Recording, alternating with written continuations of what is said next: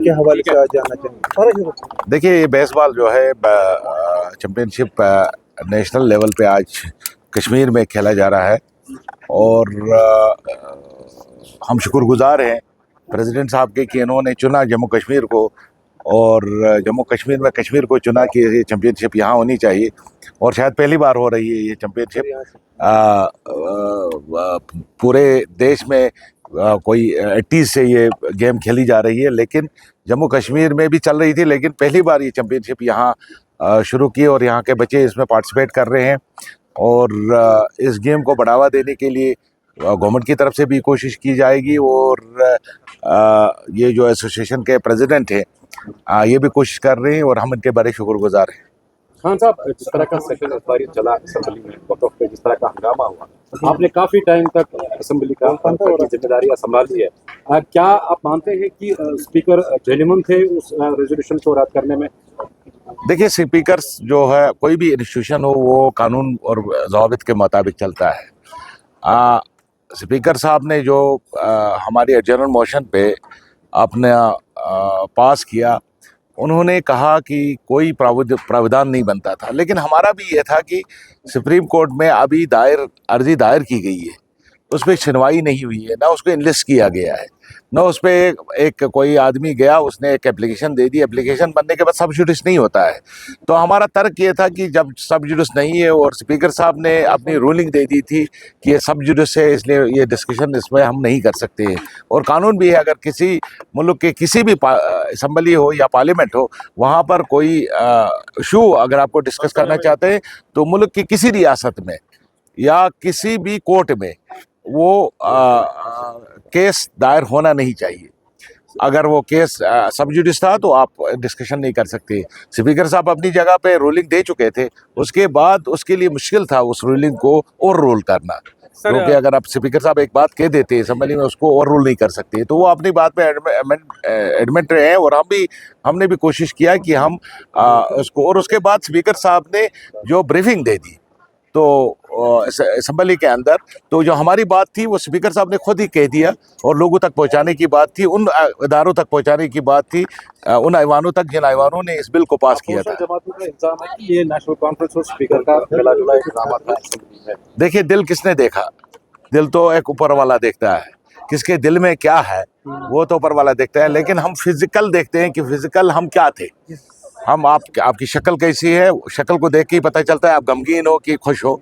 तो हमने कोशिश की, वो हमारा अल्लाह जानता है कि हमारा दिल कितना मजरूह था। देखिए, सबसे पहले जो है वक्फ जो है वो मुसलमानों की प्रॉपर्टी है और आप गवर्नमेंट उसमें मुदाखलत नहीं करनी चाहिए।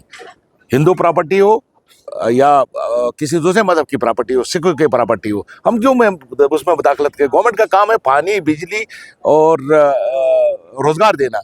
उसको हमने चुन के इसलिए नहीं भेजा कि आप हमारे मजहब में मुदाखलत करो या हमारे मजहब को चलाओ। अगर मजहब को चलाने के लिए हमारे पास मौलवी साहब बैठे हैं और हमारे जो पंडित साहब बैठे हैं या ग्रंथी साहब बैठे हैं वो चलाएंगे, आप हमारे मजहब में मुदाखलत नहीं कर सकते।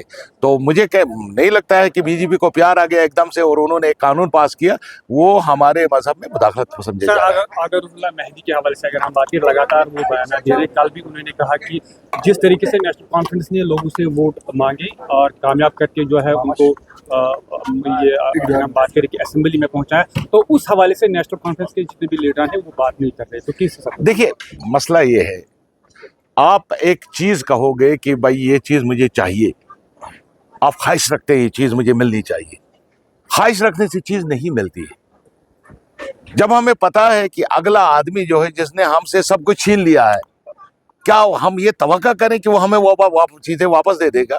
लड़ना तब है जब हमको पता है, एक आदमी मेहनत तब करता है जब उसको पता है उसका फल शाम को मिलेगा मुझे। उस चीज़ के लिए मेहनत ही क्यों करे जो, हाँ ये एक इशू है, आर्टिकल 370 नेशनल कॉन्फ्रेंस का मेन इशू है और 35A मेन इशू है।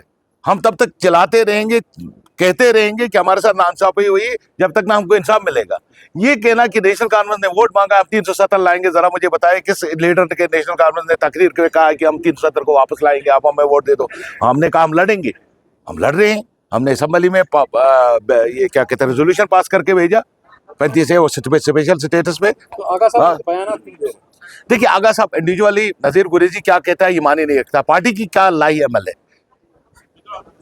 अगर ओला साहब नेशनल कॉन्फ्रेंस नहीं है, नज़ीर गुरेजी नेशनल कॉन्फ्रेंस एक पार्टी है जम्मू कश्मीर की, और उसका लीडर फारूक अब्दुल्ला साहब है और उसके वाइस प्रेसिडेंट उमर अब्दुल्ला साहब है। उनका डिसीजन जो होगा वो पार्टी, उनकी बात पार्टी की बात मानी जाएगी। नज़ीर गुरेजी एज इंडिविजुअल क्या कहता है उसको कोई मायने नहीं सर, रखता। भारतीय जनता पार्टी लगातार कह रही है कि जम्मू कश्मीर के अंदर अमन देखने को मिल रहा है, लेकिन वही अगर हम बात करें जम्मू के कई जिलों के अंदर जो है लगातार एनकाउंटर्स हो रहे हैं। देखिए ये झूठ बोल बोल के थक गए। एक आप मीडिया के सामने उन्होंने बता दिया हमने 2 करोड़ यहाँ टूरिस्ट लाए। मैं पूछ रहा हूँ इनको, हमारे पास टोटल 10,000 कमरे अवेलेबल है श्रीनगर के अंदर। अगर हम रोज कहेंगे कि कमरे बुक रहते हैं तो 20,000 हो गए पर डे का, 6,000 हो गए महीने के, और 72 लाख हो गए साल के। तो झूठ पे झूठ। इन्होंने देखिए किसी ने कहा ना पहले ये उस पे अपनी सियासत करते थे चाय पे, अब गाय पे कर रहे हैं। इनका काम है लड़वाना और वोट लेना।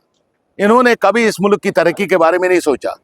अगर मुल्क मजहब से तरक्की करता तो पाकिस्तान आपसे आगे होना चाहिए था। वो मजहब के नाम पे बना था। मजहब के नाम पे कोई चीजें चलने वाली नहीं है, और मुझे उम्मीद है कि लोगों को समझ में आ जाएगा और बीजेपी को अपने औकात दिखाएंगे लोग।